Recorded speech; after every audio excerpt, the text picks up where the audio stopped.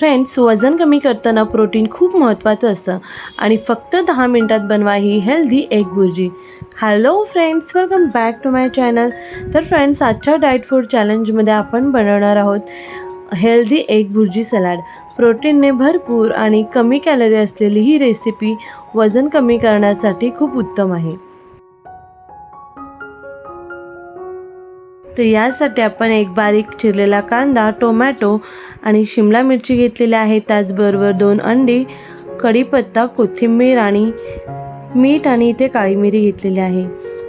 तर इथे मी थोडंसं, अगदी तुम्ही पाहू शकता, पॅनमध्ये थोडंसं तेल टाकून घेतलेलं आहे आणि त्याच कमी तेलामध्ये आपल्याला कांदा जो आहे तो परतवून घ्यायचा आहे. फ्रेंड्स, तुम्हाला तेल जितका कमी यूज करता येईल तितका कमी यूज करायचा आहे. थोडं स्टार्टिंगला आपण थोडं तेल यूज करणार आहोत. त्यानंतर विदाऊट ऑइल आपण रेसिपीज बनवणार आहोत.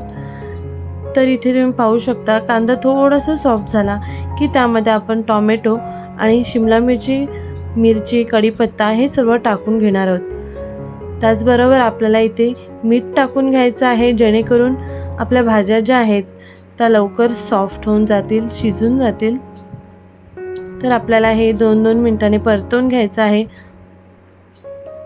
तुम्हाला जर भाज्या कच्च्या खायला आवडत असतील तर जस्ट परतवून तुम्ही भुर्जी तयार करू शकता. थोड्याफार भाज्या जर कच्च्या ठेवला तर भाजीची टेस्ट किंवा भुर्जी जी आहे तर खूप टेस्टी लागते. तुम्ही नक्की एकदा ट्राय करून पहा. तर मी इथे 50% कुक करून घेतलेले आहे शिमला मिरची, टोमॅटो आणि कांदा. आणि नंतर आपल्याला मी इथे 2 अंडे यूज केलेले आहेत. अंडे फोडून घ्यायचे आहेत पॅनमध्ये आणि आपल्याला आता व्यवस्थित मिक्स करून घ्यायचं आहे.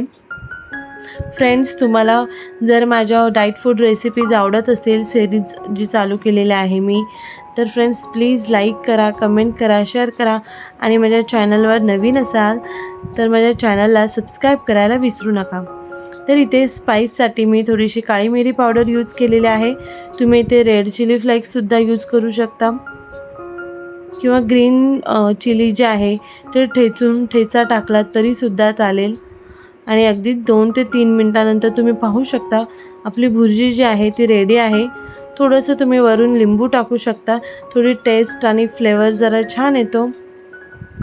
तर अशा पद्धतीने आपली भुर्जी जी आहे ती रेडी आहे. तुम्ही चपाती किंवा नाचणीची भाकरीबरोबर सुद्धा खाऊ शकता. मी इथे एक नाचणी